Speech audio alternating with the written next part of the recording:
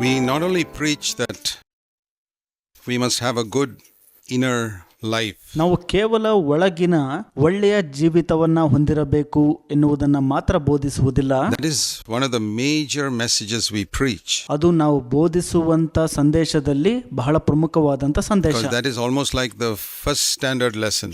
ಅದು ಒಂದು ರೀತಿ ಮೊದಲನೇ ತರಗತಿಯ ಸಂದೇಶವಿದ್ದಂತೆ. But we must not remain there forever. ಆದರೆ ನಾವು ಅಲ್ಲಿಯೇ ಉಳಿದುಕೊಂಡು ಬಿಡಬಾರದು. We have to go on from there. ನಾವು ಅಲ್ಲಿಂದ ಮುಂದಕ್ಕೆ ಹೋಗಬೇಕು. The next thing that God wants to do is to make two people one. ಮುಂದಿನ ಸಂಗತಿ ದೇವರು ಮಾಡುವಂತದ್ದೇನಪ್ಪ ಅಂದ್ರೆ ಇಬ್ಬರು ಜನರನ್ನ ಒಂದಾಗಿ ಮಾಡುವಂತದ್ದಾಗಿದೆ. Now you can't make two people one before you first purify their hearts.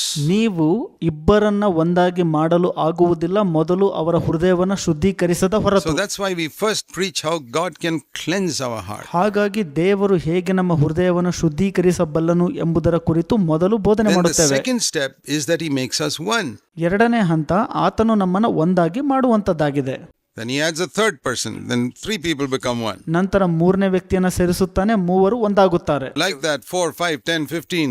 ಆ ರೀತಿ 4, 5, 10, 15 or 60, 100.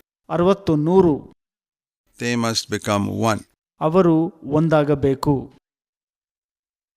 You know, that is how God builds the body of Jesus Christ. ನಿಮಗೆ ಗೊತ್ತಿದೆನ ಆ ರೀತಿಯಾಗಿ ದೇವರು ಕ್ರಿಸ್ತನ ದೇಹವನ್ನ ಕಟ್ಟುತ್ತಾರೆ. The church is called the body of Jesus Christ. ಸಭೆಯು ಕ್ರಿಸ್ತನ ದೇಹ ಎಂಬುದಾಗಿ ಕರೆಯಲ್ಪಡುತ್ತದೆ. And why does he use the word body? ಯಾಕೆ ದೇವರು ದೇಹ ಎಂಬ ಪದವನ್ನು ಉಪಯೋಗಿಸಿದರು? Because a body has got many members. ಯಾಕೆಂದ್ರೆ ದೇಹವು ಅನೇಕ ಅಂಗಾಂಗಗಳನ್ನು ಹೊಂದಿಕೊಂಡಿದೆ. One head, ಒಂದು ತಲೆಯು, but many members. ಅನೇಕ ಅಂಗಾಂಗಗಳು. So the church is Jesus Christ is the head. ಸಭೆಗೆ ಕ್ರಿಸ್ತನು ತಲೆಯಾಗಿದ್ದಾನೆ, ಅಂದರೆ ಶಿರಸ್ಸಾಗಿದ್ದಾನೆ. Christ is the head and all of us are members. ಕ್ರಿಸ್ತನು ಶಿರಸ್ಸಾಗಿದ್ದಾನೆ, ಮಿಕ್ಕಿದವರೆಲ್ಲ ಅಂಗಾಂಗಗಳಾಗಿದ್ದೇವೆ, ಅಂದರೆ ಸದಸ್ಯರಾಗಿದ್ದೇವೆ. Now, each member has got a different function. ಪ್ರತಿಯೊಂದು ಅಂಗವು ಬೇರೆ ಬೇರೆ ಕಾರ್ಯವನ್ನ ಹೊಂದಿರುವಂತದ್ದಾಗಿದೆ. The tongue can talk. ನಾಲಿಗೆಯು ಮಾತನಾಡುತ್ತದೆ. But the hand cannot talk. ಕೈ ಮಾತನಾಡಲು ಆಗುವುದಿಲ್ಲ. But you say the hand is useless because it cannot talk? ಕೈ ಮಾತನಾಡಕ್ಕೆ ಬರೋಲ್ಲ ಅಂತ ಅದು ಪ್ರಯೋಜನಕ್ಕೆ ಬಾರದಾ? No, it's very useful. ಇಲ್ಲ, ಬಹಳ ಉಪಯೋಗಕಾರಿ. The ear cannot talk. Kiwi ಮಾತಾಡಕ್ಕಾಗಲ್ಲ. Leg cannot talk. Call ಮಾತಾಡಕ್ಕಾಗಲ್ಲ. So don't feel discouraged if you can't preach like I preach. ಹಾಗಾಗಿ ನಾನು ಬೋಧಿಸಿದಂತೆ ನೀವು ಬೋಧಿಸ್ಲಿಕ್ಕಾಗಿಲ್ಲ ಅಂದ್ರೆ ನಿರುತ್ಸಾಹ ಪಡಬೇಡ್ರಿ. That may not be your calling in the body of Christ. ಕ್ರಿಸ್ತನ ದೇಹದಲ್ಲಿ ಅದು ನಿಮ್ಮ ಕರೆ ಆಗದೇ ಇರಬಹುದು. See, the hand cannot talk, but it's quite happy to be the hand. ನೋಡ್ರಿ, ಕೈ ಮಾತಾಡಕ್ ಆಗೋದಿಲ್ಲ, ಆದ್ರೆ ಅದು ಕೈ ಆಗಿರುವುದರಲ್ಲಿಯೇ ತೃಪ್ತಿ So we ಹೊಂದುತ್ತದೆ. must all be happy to be what God has made us to be in the body of Christ. ಕ್ರಿಸ್ತನ ದೇಹದಲ್ಲಿ ನಮ್ಮೆಲ್ಲರನ್ನು ಯಾವ ರೀತಿ ದೇವರು ಮಾಡಿದ್ದಾನೋ ಅಥವಾ ಇಟ್ಟಿದ್ದಾನೋ ಅದರಲ್ಲಿ ನಾವು ಸಂತೋಷಿಸಬೇಕು.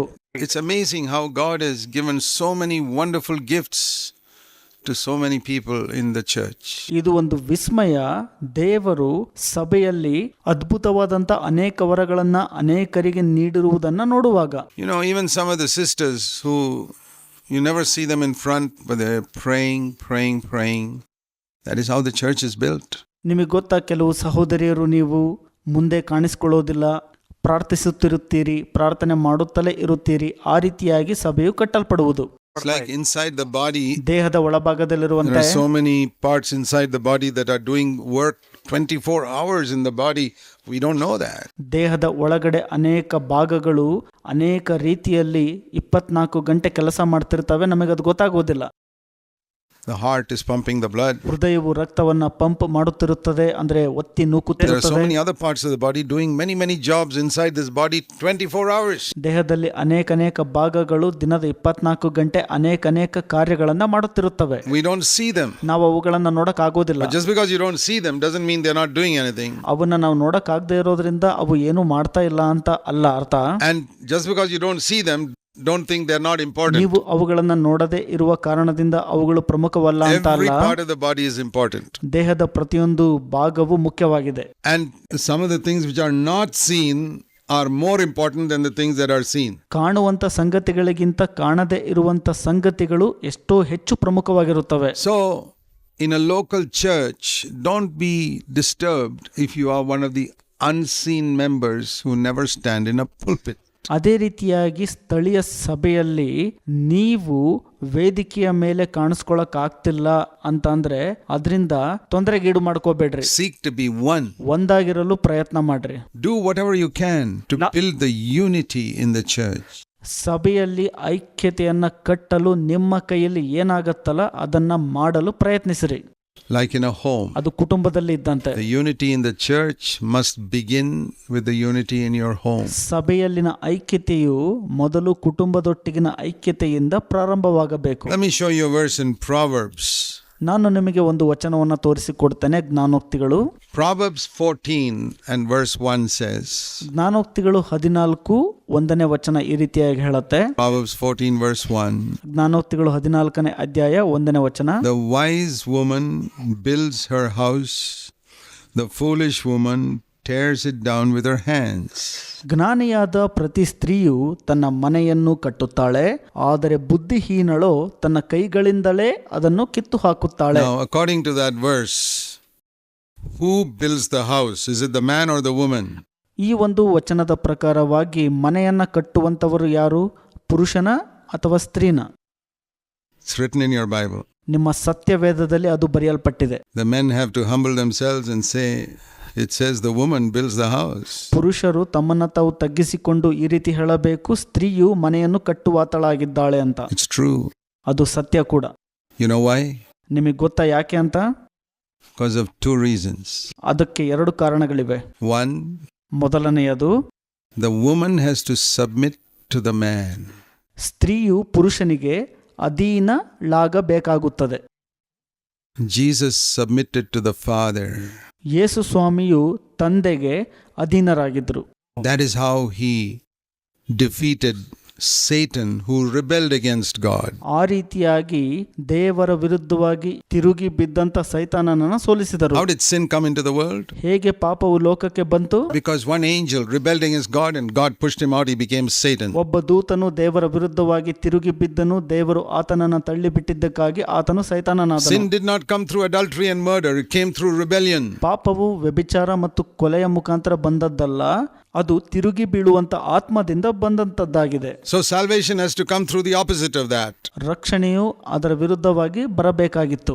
Jesus did not bring salvation by just saying, I did not lust after women, I did not tell any lies. ನಾನು ಹೆಣ್ಣನ್ನ ಮೋಹಿಸಿಲ್ಲ, ಸುಳ್ಳನ್ನು ಹೇಳಲಿಲ್ಲ ಎನ್ನುವುದರ ಮುಖಾಂತರವಾಗಿ ಯೇಸು ಸ್ವಾಮಿ ರಕ್ಷಣೆಯನ್ನು ತರಲಿಲ್ಲ. No, that is all true, but that's not how he brought salvation. ಇಲ್ಲ, ಅದೆಲ್ಲ ಸತ್ಯ ಇದ್ರೂ ಕೂಡ ಆ ರೀತಿಯಾಗಿ ಯೇಸು ರಕ್ಷಣೆಯನ್ನು He ತರಲಿಲ್ಲ. was tempted like us, but he did not sin, but that didn't bring salvation. ಆತನು ನಮ್ಮ ಹಾಗೆ ಶೋಧಿಸಲ್ಪಟ್ಟರು, ಪಾಪ ಮಾಡಲಿಲ್ಲ, ಅದು ರಕ್ಷಣೆ ತರಲಿಲ್ಲ. Salvation came by his doing the opposite of what that angel did, by submission to God 100%. ದೂತನು ಏನ್ ಮಾಡಿದ್ನಲ್ಲ ಅದರ ವಿರುದ್ಧವಾಗಿ ಯೇಸು 100% ತಂದೆಗೆ ಅಧೀನರಾಗುವುದರ ಮುಖಾಂತರ ರಕ್ಷಣೆಯು In ಬಂದಿತ್ತು. the world, there's a spirit of rebellion. ಲೋಕದಲ್ಲಿ ತಿರುಗಿ ಬೀಳುವಂತ ಆತ್ಮ ಇದೆ Everywhere. ಎಲ್ಲಾ ಕಡೆ. In politics, there's rebellion. ರಾಜಕೀಯದಲ್ಲೂ ಕೂಡ ತಿರುಗಿ ಬೀಳುವಂತ In ಆತ್ಮ ಇದೆ. schools, children rebel against the ಶಾಲೆಯಲ್ಲಿ ಮಕ್ಕಳು ಶಿಕ್ಷಕರ ವಿರುದ್ಧವಾಗಿ ತಿರುಗಿ ಬೀಳ್ತಾರೆ. And in the world, there's all types of people who are rebelling against the government. ಲೋಕದಲ್ಲಿ ಎಲ್ಲಾ ವರ್ಗದ ಜನರು ಸರ್ಕಾರದ ವಿರುದ್ಧವಾಗಿ ತಿರುಗಿ ಬೀಳ್ತಾರೆ. And in so many homes, there's rebellion. ಅನೇಕ ಕುಟುಂಬಗಳಲ್ಲಿ ತಿರುಗಿ ಬೀಳುವಂತ ಆತ್ಮ ಇದೆ. That is all because the devil is ruling in all these places. ಇದೆಲ್ಲ ಏನಕ್ಕಾಗಪ್ಪ ಅಂದ್ರೆ ಸೈತಾನನು ಈ ಎಲ್ಲಾ ಸ್ಥಳಗಳಲ್ಲಿ ಅಧಿಕಾರವನ್ನ But ಮಾಡುತ್ತಿದ್ದಾನೆ. now we find a Christian home ನಾವು ಈಗ ಕ್ರೈಸ್ತ ಕುಟುಂಬವನ್ನ ನೋಡುವಾಗ where a woman ಅಲ್ಲಿ ಸ್ತ್ರೀಯು submits to her husband ತನ್ನ ಗಂಡನಿಗೆ ಅಧೀನಳಾಗಿರುತ್ತಾಳೆ. and drives out the spirit of the devil from that home. ಆ ಕುಟುಂಬದಿಂದ ಸೈತಾನನ ಆತ್ಮವನ್ನು ಹೊರದಬ್ಬುತ್ತಾಳೆ. Brings the spirit of Christ. ಕ್ರಿಸ್ತನ ಆತ್ಮವನ್ನ ತರುತ್ತಾಳೆ. And salvation comes there. ಅಲ್ಲಿ ರಕ್ಷಣೆ ಬರುತ್ತೆ. That's why it says a woman builds the house. ಅದಕ್ಕಾಗಿ ಇಲ್ಲಿ ಹೇಳುತ್ತೆ ಸ್ತ್ರೀಯು ತನ್ನ ಮನೆಯನ್ನು ಕಟ್ಟುತ್ತಾಳೆ ಎಂಬುದಾಗಿ. And then when she builds the house with her submission to her husband, ಆಕೆಯು ತನ್ನ ಗಂಡನಿಗೆ ಅಧೀನಳಾಗುವ ಮುಖಾಂತರ ಮನೆಯನ್ನ ಕಟ್ಟುವಾಗ the husband can learn from that to submit to Christ in his life. ಗಂಡನು ಅದರಿಂದ ಕಲಿತುಕೊಂಡು ತನ್ನ ಜೀವಿತದಲ್ಲಿ ಕ್ರಿಸ್ತನಿಗೆ ಅಧೀನತೆಯನ್ನು ಕಲಿತುಕೊಳ್ಳಬೇಕು. Many husbands tell the wives, you must submit to me. Brother Zach also said it, you remember? ಅನೇಕ ಗಂಡಂದಿರು ಹೆಂಡತಿ ಹೇಳ್ತಾರೆ, ನೀನು ನನಗೆ ಅಧೀನಳಾಗಬೇಕು. ಸಹೋದರ ಜಾಕ್ರ್ ಅವ್ರು ಹೇಳಿಲ್ವಾ, ನೆನಪಿಲ್ವಾ ನಿಂಗೆ? Did you hear the message? ನೀನು ಸಂದೇಶವನ್ನು ಕೇಳಿಸ್ಕೊಂಡಿಲ್ವಾ? Yeah, but Brother Zach said also the husband must learn how to submit to Christ. ಸಹೋದರ ಜಾಕ್ರ್ ಅವರು ಹೀಗೂ ಹೇಳಿದ್ದಾರೆ, ಗಂಡನು ಇದರಿಂದ ಕಲಿತುಕೊಂಡು ಕ್ರಿಸ್ತನಿಗೆ ಅಧೀನನಾಗಬೇಕು ಅಂತ. It's an order. ಅದು ಒಂದು ಕ್ರಮ. Husband must submit to Christ. ಗಂಡನು ಕ್ರಿಸ್ತನಿಗೆ ಅಧೀನನಾಗಬೇಕು.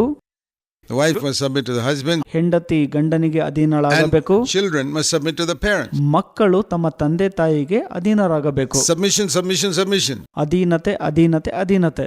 Let me say that again. ನಾನು ಮತ್ತೊಮ್ಮೆ ಹೇಳ್ತೇನೆ. The husband submits to Christ.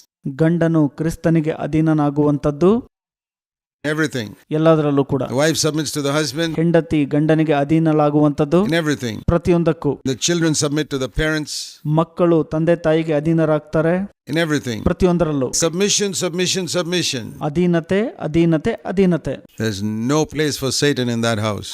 ಅಂತಹ ಮನೆಯಲ್ಲಿ ಸೈತಾನನಿಗೆ ಅವಕಾಶವೂ ಇರುವುದಿಲ್ಲ. Because he comes with rebellion. ಯಾಕಂದ್ರೆ ಆತನು ತಿರುಗಿ ಬೀಳುವಂತ ಆತ್ಮದಿಂದ ಬರ್ತಾನೆ. But in many homes, what do we see? ಅನೇಕ ಕುಟುಂಬಗಳಲ್ಲಿ ನಾವೇನ್ ನೋಡ್ತೇವೆ?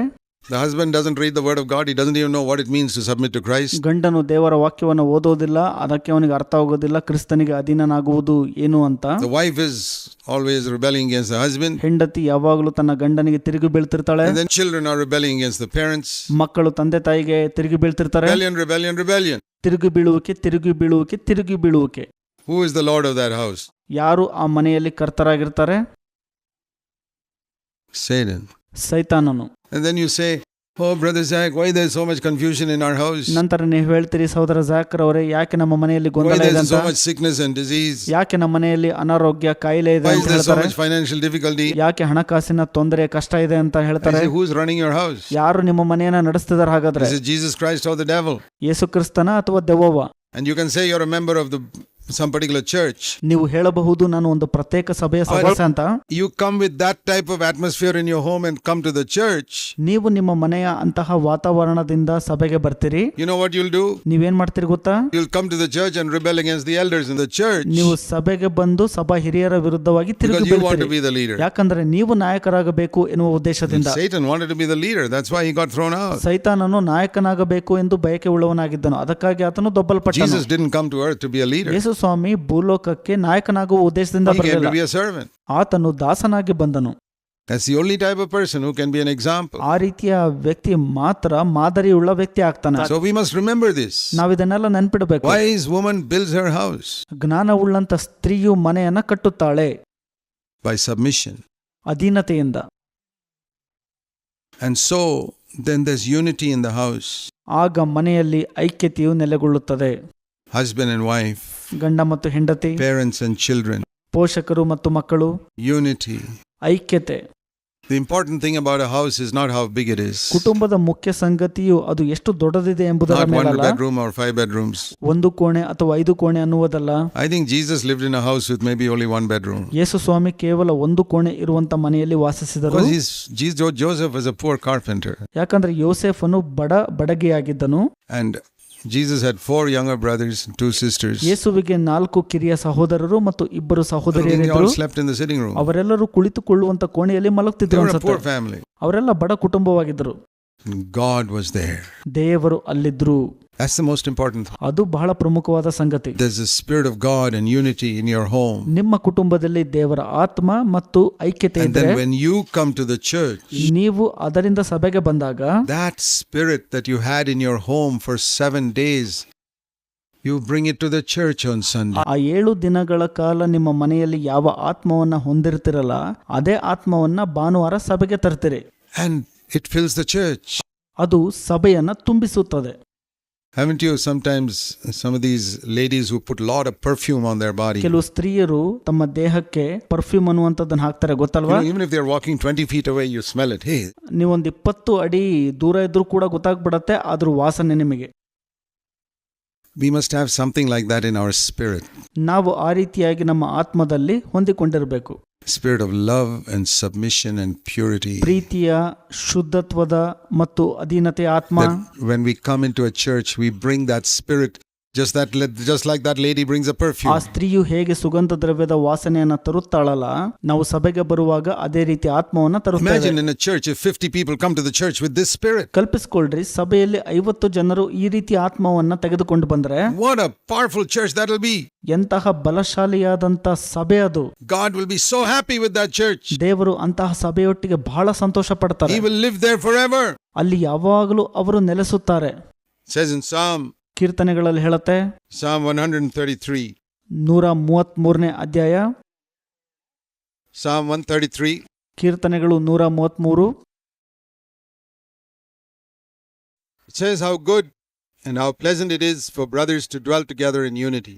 1ನೇ ವಚನ, ಇಗೋ ಸಹೋದರರು ಐಕ್ಯತೆಯಾಗಿ ವಾಸ ಮಾಡುವುದು ಎಷ್ಟೋ ಒಳ್ಳೆಯದು ಮತ್ತು ಎಷ್ಟೋ ರಮ್ಯವಾದದ್ದು ಎಂಬುದಾಗಿ. Lord commanded the blessing, eternal life. 3ನೇ ವಚನ, ಕರ್ತನು ಆಶೀರ್ವಾದವನ್ನು ಮತ್ತು ನಿತ್ಯ ಜೀವವನ್ನ ಆಜ್ಞಾಪಿಸಿದ್ದಾನೆ ಎಂಬುದಾಗಿ ಹೇಳುತ್ತೆ. There, ಅಲ್ಲಿ the Lord's blessing. I want the Lord's blessing in my home. ಕರ್ತನ ಆಶೀರ್ವಾದವಿರುತ್ತೆ. ನನಗೆ ಕರ್ತನ ಆಶೀರ್ವಾದ ಬೇಕು ನನ್ನ ಮನೆಯಲ್ಲಿ. I must live in unity with my wife or your husband. ನಾನು ನನ್ನ ಹೆಂಡತಿಯೊಟ್ಟಿಗೆ ಮತ್ತು ಗಂಡನೊಟ್ಟಿಗೆ ಐಕ್ಯತೆಯಿಂದ ಇರಬೇಕು. I must seek to make my children one with me. ಮಕ್ಕಳು ನನ್ನೊಟ್ಟಿಗೆ ಒಂದಾಗಿ ಇರುವಂತದ್ದನ್ನು Then ಹುಡುಕಬೇಕು. there is blessing. ಆಗ ಅಲ್ಲಿ ಆಶೀರ್ವಾದವಿರುತ್ತದೆ. You want to see the opposite of that? ಇದರ ತದ್ವಿರುದ್ಧವನ್ನ ನೀವು ನೋಡ್ಬೇಕಾ? We saw in Proverbs 14 ನಾವು ಜ್ಞಾನೋಕ್ತಿಗಳು 14ನೇ ಅಧ್ಯಾಯ verse 1, 1ನೇ ವಚನ, the last part. ಕಡೆ ಭಾಗ, The foolish woman tears down her house with her hands. ಬುದ್ಧಿಹೀನಳು ತನ್ನ ಕೈಗಳಿಂದಲೇ ಅದನ್ನು ಕಿತ್ತು ಹಾಕುತ್ತಾಳೆ. Just like a wise woman builds her house, ಅದು ಜ್ಞಾನವುಳ್ಳಂತ ಸ್ತ್ರೀಯು ತನ್ನ ಮನೆಯನ್ನು ಕಟ್ಟುವ ಪ್ರಕಾರ. foolish woman with a rebellious spirit ಬುದ್ಧಿಹೀನ ಸ್ತ್ರೀಯು ತನ್ನ ತಿರುಗಿ ಬೀಳುವಂತ ಆತ್ಮದಿಂದ destroys her house. ಆಕೆಯ ಮನೆಯನ್ನ ನಾಶಗೊಳಿಸುತ್ತಾಳೆ. You know how sometimes ನಿಮಗೆ ಗೊತ್ತಾ, ಕೆಲವೊಮ್ಮೆ if the mother gets chicken pox, the children get chicken pox. ತಾಯಿಗೆ ಚಿಕನ್ ಪಾಕ್ಸ್ ಅಂದ್ರೆ ಸಿಡುಬು ರೋಗ ಬರುವಾಗ ಮಕ್ಕಳಿಗೂ ಕೂಡ ಅದೇ ಕಾಯಿಲೆ The ಬರುತ್ತೆ. mother gets the flu, the children get the flu. ತಾಯಿಗೆ ಜ್ವರ ಬಂದ್ರೆ ಮಕ್ಕಳಿಗೂ ಕೆಲವೊಮ್ಮೆ ಜ್ವರ ಬರುತ್ತೆ. The mother has the spirit of rebellion, the children have the spirit of rebellion. ಅದೇ ತರ ತಾಯಿಗೆ ತಿರುಗಿ ಬೀಳುವಂತ ಆತ್ಮ ಇದ್ರೆ ಮಕ್ಕಳಿಗೂ ಅದೇ When the ಬಂದ್ಬಿಡುತ್ತೆ. children become rebellious, ಮಕ್ಕಳು ತಿರುಗಿ ಬೀಳುವಂತ ಆತ್ಮವನ್ನು ಹೊಂದ್ಕೊಂಡ್ರೆ and the whole house is torn down. ಇಡೀ ಮನೆಯು ಕಿತ್ತು ಹಾಕಲ್ಪಡುತ್ತದೆ.